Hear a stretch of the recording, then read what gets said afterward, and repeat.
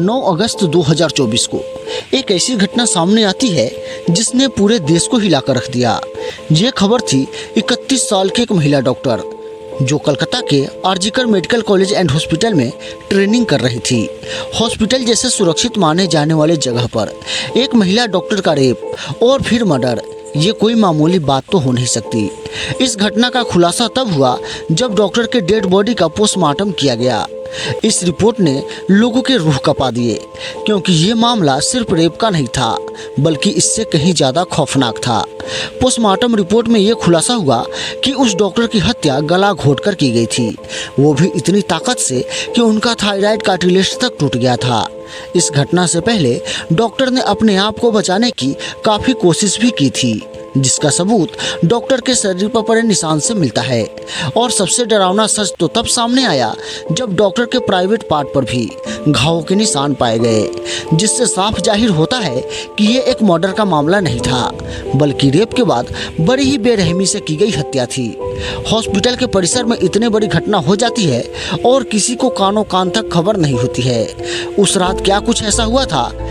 वहाँ और भी कोई था जिसने इस क्रूर घटना को अंजाम दिया, और अगर था तो वो कौन था? इन्हीं सभी सवालों के जवाब को जानेंगे आज के इस वीडियो में। दोस्तों, इस वीडियो में हम उस महिला डॉक्टर को श्रुति के नाम से रेफर करेंगे। आप कंफ्यूज मत होना, ये उनका रियल नेम नहीं था। दोस्तों, श्रुति एक जूनियर ट्रेनी डॉक्टर थी जो कोलकाता के RG Kar medical college and hospital में ट्रेनिंग कर रही थी। 8 अगस्त 2024 को दिन की तरह श्रुति अपनी नाइट शिफ्ट पर होती है और अपनी ड्यूटी कर रही होती है। तभी रात के 11 बजे उनकी मदर का फोन आता है, जैसे हर दिन आता था, क्योंकि पेरेंट्स को बच्चों की चिंता हमेशा होती है। उनकी माँ पूछती है, बेटा तुमने खाना खा लिया और तुम्हारी तबीयत ठीक तो है ना? तो श्रुति कहती है, हाँ माँ मैं ठीक हूँ, और अभी कुछ पेशेंट को देखने के बाद मैं अपने दोस्तों के साथ खाना खाने चली जाऊँगी। इसके बाद श्रुति हॉस्पिटल के राउंड पर चली जाती है। सारे पेशेंट को देखते देखते श्रुति को रात के 2 बज जाते हैं। इसके बाद वो अपने दोस्तों के साथ हॉस्पिटल के कैंटीन में खाना खाती है।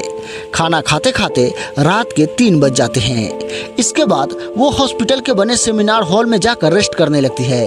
श्रुति के रेस्ट करते करते सुबह के 7:30 बज जाते हैं। तब भी वो बाहर नहीं आती है, जो काफ़ी हैरानी की बात थी, क्योंकि कभी भी वो आधे घंटे से ज़्यादा का ब्रेक लेती ही नहीं थी। सुबह जब हॉस्पिटल का स्टाफ इस सेमिनार हॉल में जाता है और जैसे ही वो हॉल के नज़ारे को देखता है तो उसकी आंखें खुली की खुली रह जाती है और वो जोरों से चिल्लाने लगता है।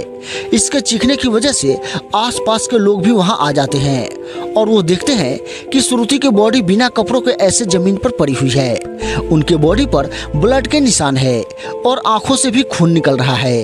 इसके बाद सभी लोग उसे स्ट्रेचर पर रखकर इमरजेंसी रूम में ले जाते हैं ताकि डॉक्टर कुछ कर सके। डॉक्टर के काफ़ी स्ट्रगल के बाद भी श्रुति को नहीं बचाया जा सका।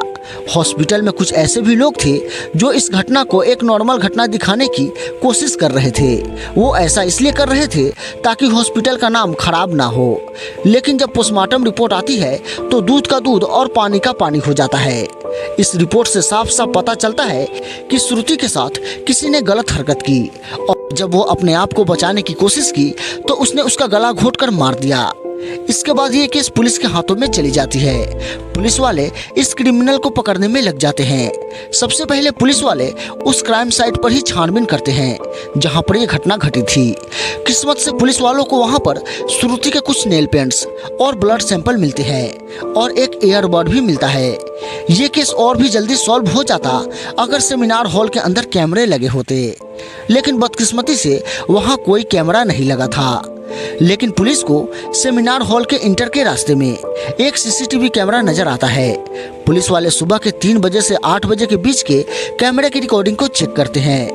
इतने समय के अंदर कौन अंदर आया और कौन बाहर गया, जिसमें 6 लोग अंदर बाहर करते हुए देखे गए। पुलिस इन सभी 6 लोगों से एक एक करके पूछताछ करते हैं कि वो इस समय यहाँ क्या करने गए थे और वहाँ कुछ अजीब भी दिखा।